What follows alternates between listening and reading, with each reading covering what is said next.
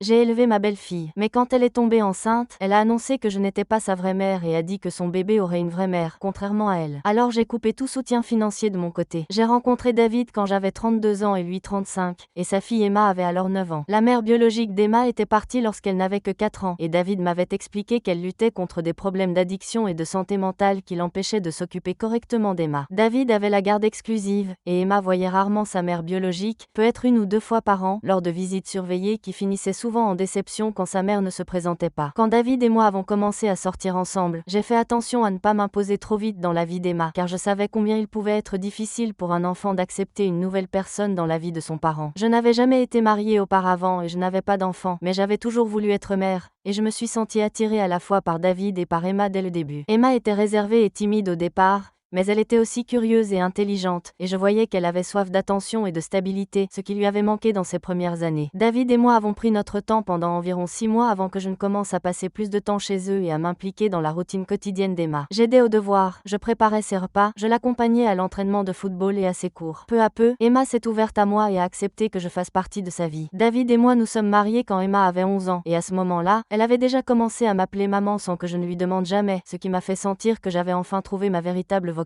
Je l'aimais comme si elle était mon propre enfant, et je voulais lui donner toute la stabilité et l'amour qu'elle n'avait pas reçu au début de sa vie. J'ai assisté à tous les événements scolaires et réunions parents-professeurs, aidé pour les projets scientifiques et les rédactions, je lui ai appris à cuisiner, à faire la lessive, à gérer son argent, et j'étais présente pour chaque genou écorché, chaque cœur brisé et chaque drame d'adolescente. David travaillait de longues heures comme ingénieur et voyageait souvent pour son travail, donc j'étais fréquemment celle qui gérait les responsabilités parentales au quotidien. Et j'adorais chaque minute, même quand c'était épuisant et difficile. Au fil des années, Emma et moi avons développé une relation très proche, et elle se confiait à moi surtout, les disputes avec ses amis, ses histoires de garçons, ses craintes pour l'avenir. Je l'ai soutenue lors de son premier chagrin d'amour à 15 ans, j'ai respecté son choix quand elle a voulu arrêter le piano pour se consacrer au football, et j'ai passé d'innombrables heures à l'aider pour ses candidatures à l'université et ses demandes de bourse en terminale. Quand elle a été acceptée à l'université de l'État avec une bourse partielle au mérite, j'étais tellement fière que j'en ai pleuré. J'ai senti que tout le travail et tout l'amour que j'avais investi en elle toutes ces années en valaient la peine. Emma a étudié le commerce à l'université et a bien réussi sur le plan académique, même si elle avait parfois du mal avec l'anxiété et le manque de confiance en elle, ce que je pense venait de son enfance difficile avec sa mère biologique. Je me suis assurée qu'elle ait accès à des services de conseil sur le campus, et je vérifiais régulièrement qu'elle prenait soin d'elle et qu'elle ne se laissait pas dépasser par les cours et la pression sociale. David et moi allions lui rendre visite plusieurs fois par semestre, et elle revenait à la maison pour les vacances et pendant l'été. Notre relation est restée forte et proche durant toutes ces années universitaires. Après avoir obtenu son diplôme, elle est revenue vivre chez nous quelques mois, le temps de trouver un emploi. C'est à ce moment-là qu'elle a rencontré Sean lors d'une soirée organisée par une amie. Sean avait quelques années de plus qu'Emma et travaillait dans une entreprise. Il semblait être un jeune homme convenable, même si je trouvais parfois qu'il manquait un peu de maturité et n'était pas encore prêt pour une relation sérieuse. Mais elle est tombée très vite amoureuse de lui, et en 6 mois ils parlaient déjà d'emménager ensemble et de se fiancer, ce qui m'inquiétait, car je pensais qu'ils allaient trop vite et ne se connaissaient pas encore assez. Emma a trouvé un emploi dans une société de planification financière et a emménagé avec Sean après environ 8 mois de relation. J'ai essayé d'être présente et de les soutenir, même si j'avais des inquiétudes sur la dynamique de leur couple. Sean semblait avoir beaucoup d'influence sur les décisions et les opinions d'Emma, et j'ai remarqué qu'elle avait commencé à changer certaines de ses valeurs et priorités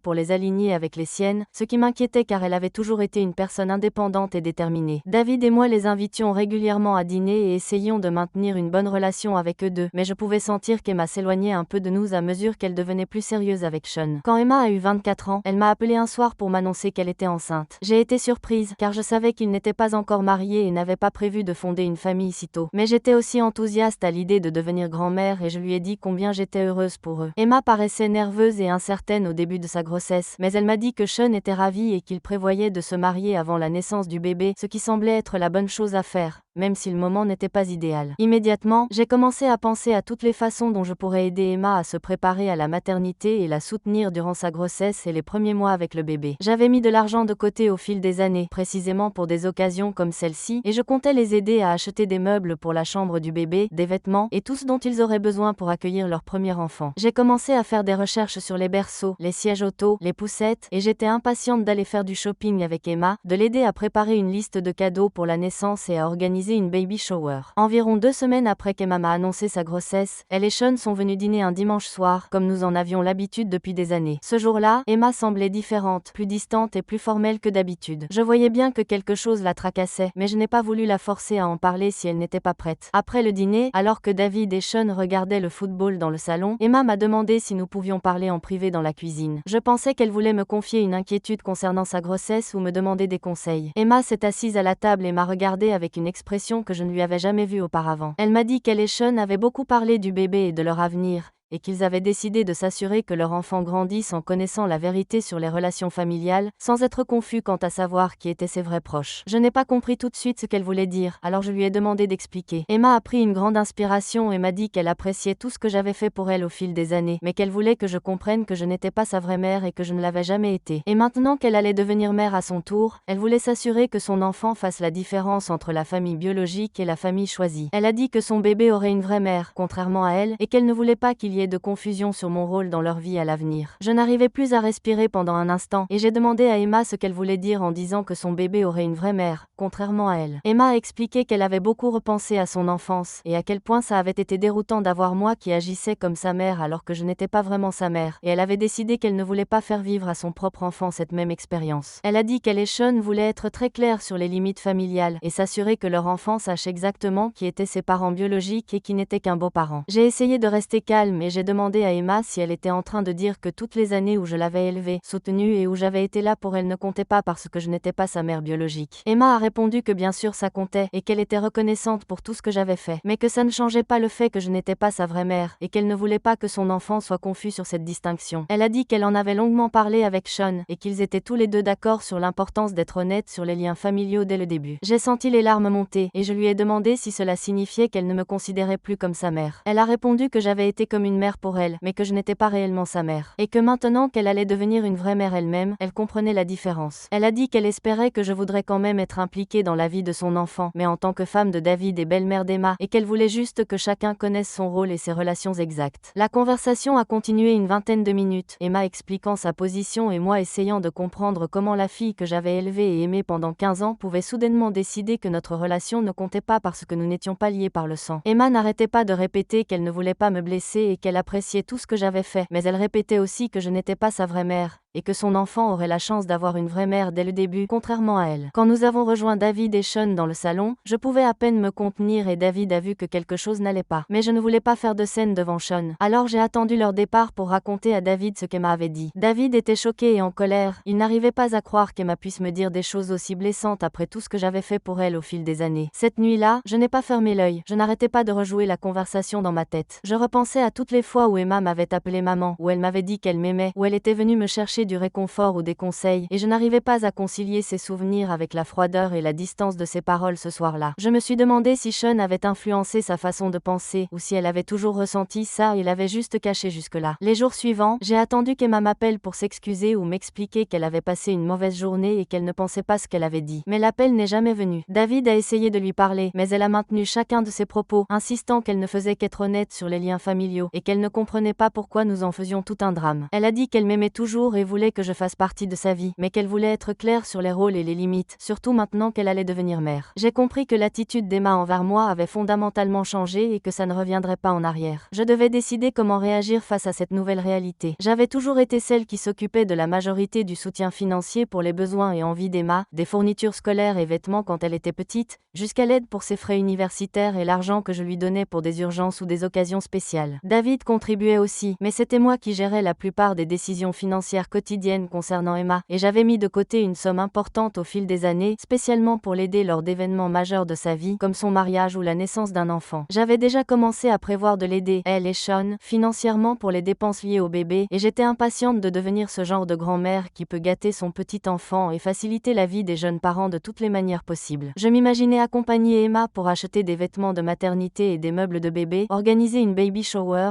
mettre en place un fonds d'épargne pour les études du bébé, et être activement impliquée pour apporter un soutien financier tout au long de la vie de l'enfant. Mais après la déclaration d'Emma, disant que je n'étais pas sa vraie mère et que son bébé, lui, aurait une vraie mère, contrairement à elle, j'ai commencé à me demander si je devais continuer à apporter un soutien financier à quelqu'un qui venait de préciser que notre relation n'était pas réelle ou significative au-delà du simple lien légal de belle-mère. J'ai repensé à tout l'argent que j'avais dépensé pour Emma au fil des années, des petites dépenses quotidiennes jusqu'aux gros achats, et à quel point j'avais toujours été heureuse de le faire parce que je la considérais comme ma fille et que je voulais lui donner tout ce que je pouvais. J'ai décidé que si Emma voulait tracer des frontières claires entre famille biologique et famille choisie, alors elle devait être prête à vivre avec les conséquences de ces frontières. Si je n'étais pas sa vraie mère, alors elle ne devait pas s'attendre à recevoir de moi le type de soutien financier que les vraies mères donnent à leurs enfants. Si elle voulait que les choses soient claires et que je sois simplement l'épouse de David et sa belle-mère, alors peut-être que je devais limiter mon implication au niveau qu'elle jugeait approprié pour ce rôle. J'en ai parlé à David, et au début il a essayé de me convaincre de reconsidérer ma décision parce qu'il pensait que je réagissais sous le coup de la douleur et que je pourrais regretter d'avoir coupé le soutien financier plus tard. Il a souligné qu'Emma était jeune et qu'elle ne comprenait peut-être pas encore toutes les implications de ce qu'elle disait et qu'elle finirait peut-être par ouvrir les yeux après la naissance du bébé quand elle réaliserait à quel point elle avait besoin de notre soutien. Mais je lui ai expliqué que ce n'était pas une question de vengeance ou de punition. C'était une question de respecter les frontières qu'Emma elle-même avait établies et d'adapter ma réponse à la redéfinition de notre relation. Je lui ai dit que j'avais passé 15 ans à donner tout mon amour et toutes mes ressources à Emma parce que je la considérais comme ma fille, mais que si elle ne me voyait pas de cette manière, je devais ajuster mes attentes et mon comportement en conséquence. J'ai précisé que je resterais polie et cordiale avec elle, et que je la traiterais comme je traiterais n'importe quelle autre jeune femme mariée à un membre de ma famille élargie. Mais je n'allais pas continuer à agir comme sa mère si elle ne voulait pas que je sois sa mère. David a fini par comprendre mon point de vue, même s'il espérait encore qu'Emma finirait par réaliser son erreur et présenterait des excuses, ce qui nous permettrait de revenir à notre dynamique familiale d'avant. Je lui ai dit que j'espérais ça moi aussi, mais que je ne pouvais pas continuer à investir émotionnellement et financièrement dans quelqu'un qui avait explicitement rejeté la relation que je croyais avoir avec elle. J'ai dit que si Emma voulait reconstruire notre relation sur d'autres bases dans le futur, je serais ouverte à cette conversation. Mais pour l'instant, je devais me protéger d'une nouvelle blessure et de nouvelles déceptions. J'ai appelé ma banque et annulé les virements automatiques que je faisais vers un compte épargne que j'avais ouvert pour les futurs besoins d'Emma. J'ai aussi annulé les projets d'achat de meubles de bébé et autres articles que j'avais prévus pour la chambre du futur enfant. Je n'ai pas annoncé ces changements à Emma ni fait de mise en scène. J'ai simplement arrêté de faire ce que je faisais jusqu'ici pour la soutenir financièrement. La première fois qu'Emma a remarqué ce changement, c'était environ 2 semaines plus tard, quand elle a appelé pour me demander si je pouvais l'aider, elle et Sean, avec la caution d'un appartement plus grand qu'ils voulaient louer avant la naissance du bébé. Je lui ai répondu que je ne pouvais pas les aider pour cette dépense, et quand elle m'a demandé pourquoi, je lui ai expliqué que puisque c'était elle qui avait clairement dit que je n'étais pas sa vraie mère, j'avais décidé de limiter mon implication financière au niveau approprié pour mon véritable rôle, celui de belle-mère. Emma semblait surprise et contrariée et dit qu'elle ne s'attendait pas à ce que je réagisse ainsi à leur conversation sur les limites familiales. Elle dit qu'elle pensait que je comprendrais que faire une distinction claire entre relations biologiques et belle famille ne signifiait pas qu'elle m'aimait moins ou qu'elle voulait que je sois moins impliquée dans sa vie. Je répondis à Emma que je comprenais parfaitement sa position et que je ne faisais que réagir de manière logique. Si je n'étais pas sa vraie mère, alors elle ne devait pas s'attendre à ce que je fournisse le type de soutien financier que les vraies mères offrent habituellement à leurs enfants. Emma me demanda si je la punissais pour avoir été honnête au sujet de notre relation, et j'expliquais que je ne punissais personne. Je faisais simplement correspondre mon comportement aux limites qu'elle avait établies. Je dis que si elle voulait que je sois impliquée dans sa vie en tant que belle-mère, alors je le serais au niveau qui correspond à ce rôle. Mais je n'allais pas continuer à agir comme sa mère si elle ne voulait pas que j'occupe cette place. La conversation devint tendue, et Emma m'accusa d'être mesquine et vindicative, ce qui me blessa car j'avais essayé d'expliquer que ma décision reposait sur la logique plutôt que sur l'émotion. Je lui dis que je ne cherchais pas à la blesser et que j'espérais qu'elle serait heureuse et réussirait dans sa vie, mais que j'avais aussi besoin de me protéger de la confusion et de la douleur que causait le fait de continuer à agir comme sa mère alors qu'elle m'avait clairement dit que je n'étais pas sa vraie mère. Emma raccrocha sans rien résoudre, et au cours des semaines suivantes, elle essaya plusieurs fois de convaincre David de me faire changer d'avis concernant le soutien financier. David lui expliqua mes raisons, mais l'encouragea aussi à présenter des excuses et à essayer de réparer notre relation, ce qu'Emma refusa de faire, affirmant qu'elle n'avait rien fait de mal en étant honnête au sujet des relations familiales. À mesure que la grossesse d'Emma avançait, il y eut plusieurs autres occasions où elle demanda de l'aide financière pour différentes dépenses liées à l'arrivée du bébé, et chaque fois je refusais poliment en lui rappelant que je limitais mon implication au rôle d'une belle-mère, et non d'une mère. Emma devint de plus en plus frustrée par cette réponse et commença à se plaindre à David que j'étais déraisonnable et cruelle en retirant mon soutien au moment où elle en avait le plus besoin. David se retrouva pris au milieu de notre conflit et tenta de jouer les médiateurs en proposant des compromis qui pourraient satisfaire les deux parties, mais Emma refusa de reconnaître que ses propos sur les vraies mères avaient été blessants ou inappropriés, et moi je refusais de continuer à fournir un soutien financier à quelqu'un qui avait explicitement rejeté la relation parent-enfant que je pensais avoir avec elle. David finit par arrêter d'essayer de jouer les médiateurs